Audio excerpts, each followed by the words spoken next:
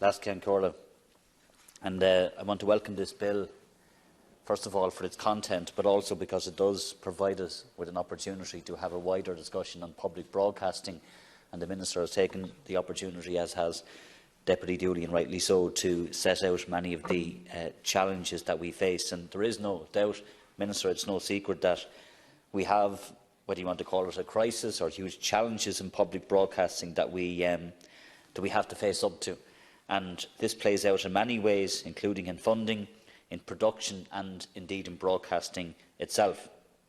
And while we have many challenges, I think it's also fair to say, Minister, that there is any amount of reports and analysis and policy documents which have been done on public broadcasting that could wallpaper my room or your living room. And what's really needed is action and for some sort of political consensus on how we fund public broadcasting. But I think the starting point for us has to be what is our view of public broadcasting? What is public broadcasting? What constitutes public broadcasting? And then, once we agree what that is, then the discussion is how do we pay for it? And there are different views on what constitutes public broadcasting, and both the Minister and Deputy Dooley talked about the changing face of the media, the changing face of communications. People are interacting with TV and productions in a way now that they didn't do 5, 10, 20 or 30 years ago. People have a lot more choice. It isn't just TV stations. They have the likes of the Netflix, and they have the Amazons, and they have other streams of content that are competing with companies that provide public broadcasting. We also have, by the way, Minister, in many countries, including in our own country, difficulties and challenges around ownership of media. And we have issues with private billionaire owners of radio stations who don't like hard questions being asked of themselves, and in fact who draw blacklists of journalists who are to be banned from the airwaves. I don't think that's a healthy situation for any country to find itself in. And I think while we have to be conscious of perceptions that people have of our state broadcaster, and there are many public perceptions, some of which are positive and some of which are negative, I certainly wouldn't want to see a situation where we have what we have in the United States, where you have the Fox Newses and you have all of those type of channels that talk about fair and balanced but are anything but.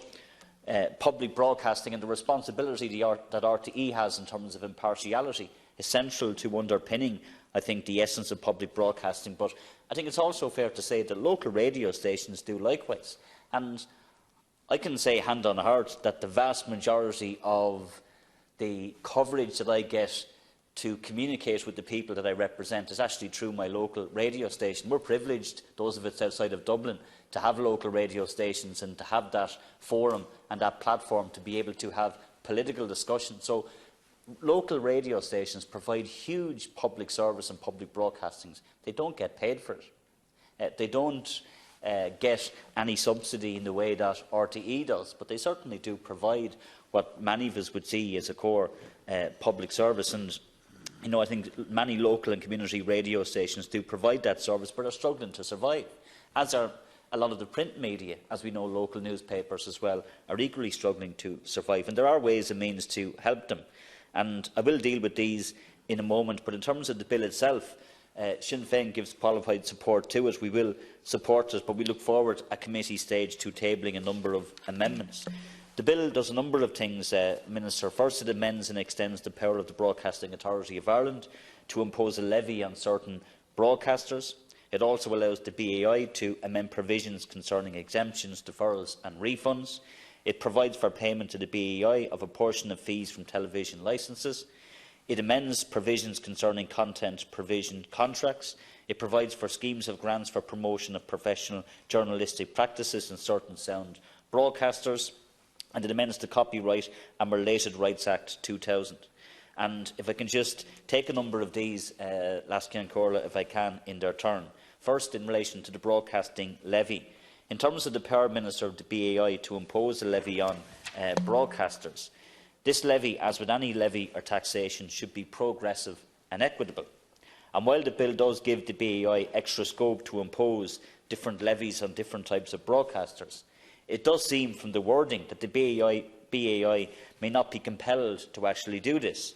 The Minister has said that this will be the case, but the wording as it stands today might, in our view, suggest otherwise. The bill says, and I quote, "The authority may make separate levy orders for public service broadcasters and community broadcasters." End quote. It gives the BAI the potential to charge differently and then sets out the criteria for that regime. Basically, the BAI shall calculate the levy in accordance with income from public and commercial streams. So while the BAI is compelled to calculate levies based on income, it is not compelled to make separate levy orders for public, community or for private operators. And this appears to be something of a loophole through which community broadcasters may fall. And while the bill gives the BAI the freedom to grant exemptions to the levy, it is not compelled to do so, nor does it explicitly demand that community and non-profit broadcasters are exempt from the levy. It really is left up to the hand of the BAI.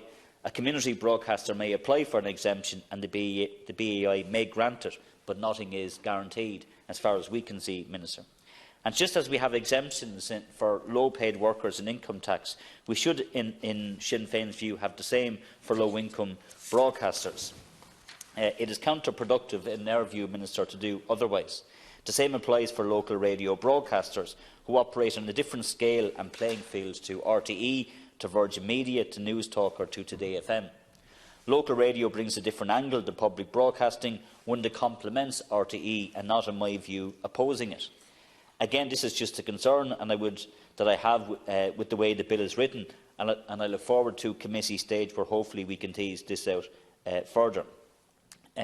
Meanwhile, Minister, the BEI, of course, must be funded, but I cannot understand why its funds must come from the TV licence. Given the crisis in public broadcasting funding, why is this the case? The crisis is not just in terms of RTE, although it is the national broadcaster that does grab all of the headlines when it comes to funding and challenges of funding in relation to public broadcasting. The crisis is also for Irish independent producers, who have seen funding slashed over the past 10 years by up to 50%. And on that, Minister, when we're looking at how we reform, how we fund public broadcasting, I think we also have to look at the principles which should underpin it. And in my view, one of the principles which should underpin how we fund public broadcasting, if indeed we are to increase the pot, and I think we should have greater enforcement, because I don't think it's fair that between 15 and 20% who don't pay are being subsidised by the 80 or 85% who do pay. Nobody accepts that that's fair, so there does need to be better enforcement and changes in that area, and there is different views on how that's done. But I think, as a principle, I think we all accept that, Minister. But one of the principles, in my view, that should underpin any change is that there should be more independent production. And I met with RTE recently, and they accept that is a huge challenge. They accept that the amount that they have spent on independent production has dropped from 80 million to 40 million over the course of the last 10 years. That has a real impact in local communities where many of these independent production companies are based.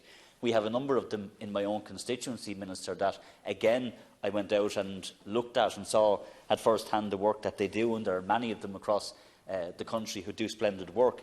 That's, in my view, where the investment needs to be and where the increased investment needs to be. And we need, in my view, to support independent producers in a much greater way than we have done in the past. I also think a principle which should underpin reform of public broadcasting, and indeed funding to RTE, is better accountability and transparency.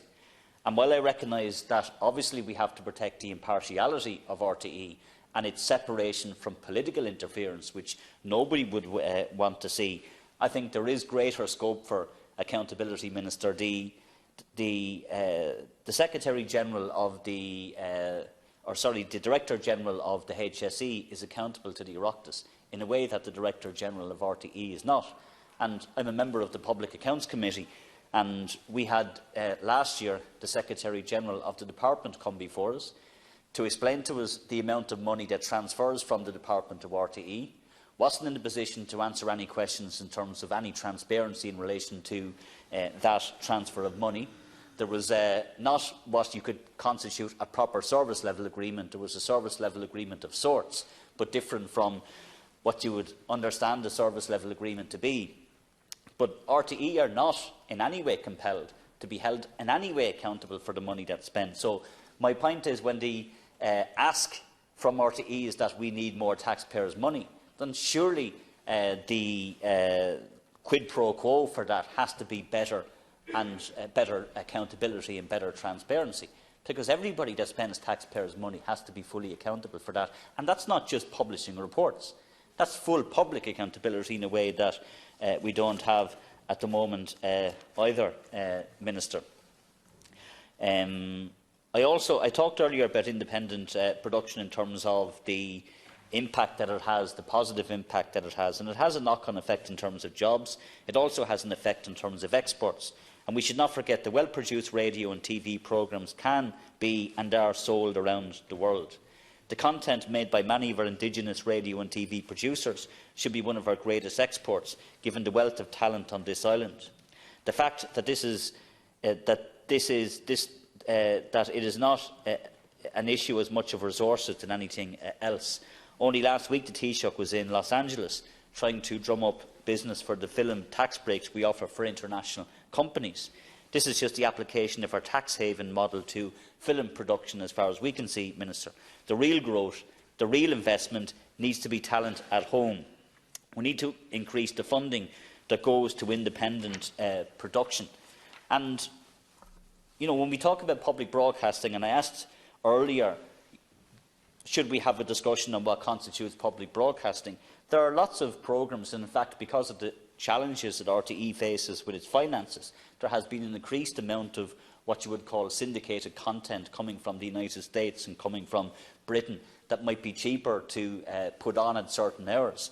And that has essentially replaced a lot of the independent production, independent programmes that it was made in the past. That's not, in my view, public broadcasting, or the best way for a public broadcaster to provide a service and to spend taxpayers' money. So there are questions that need to be asked.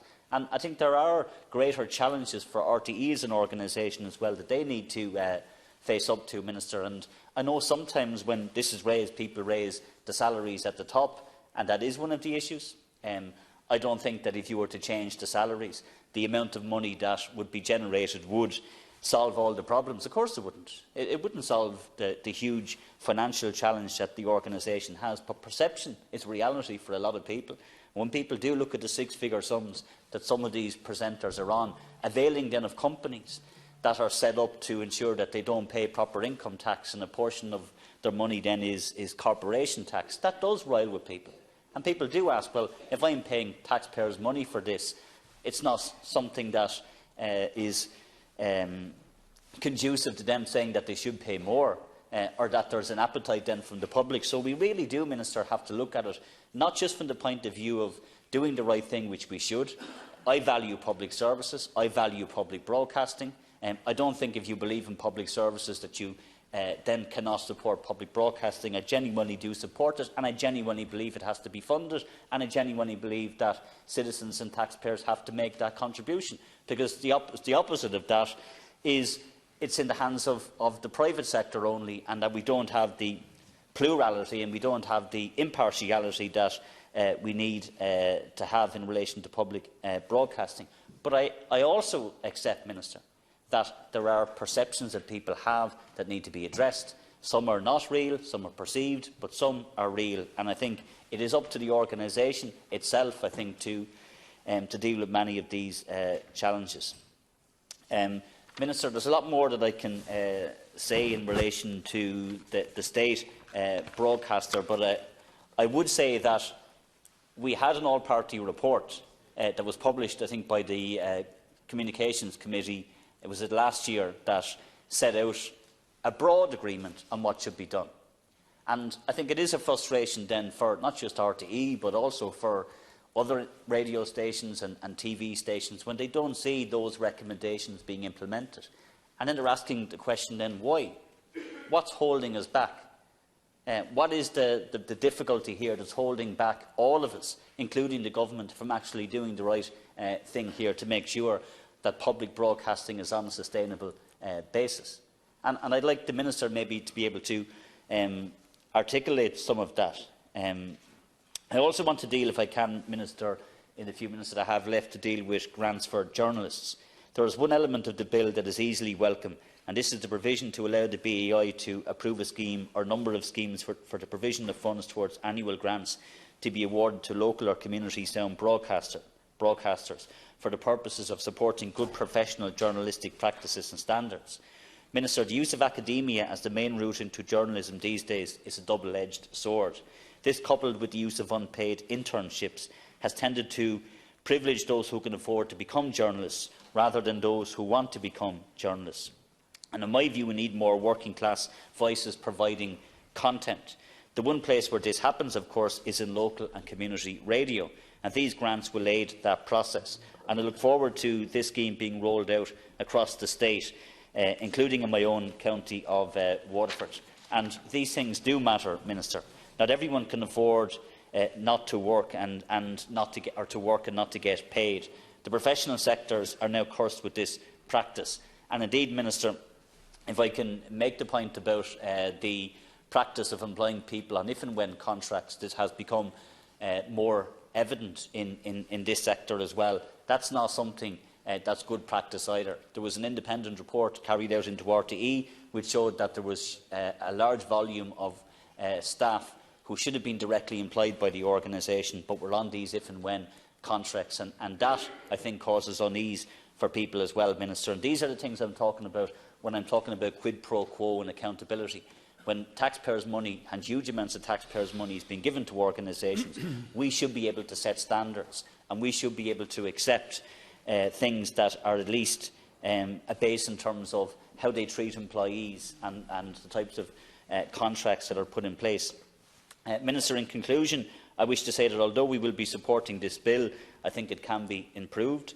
I think it is deeper than just a technical bill, and because it could go further in many ways, but as I said, we will be tabling amendments. We need to ensure that the BEI as a regulator has real teeth. Unfortunately, this bill does not touch on that issue.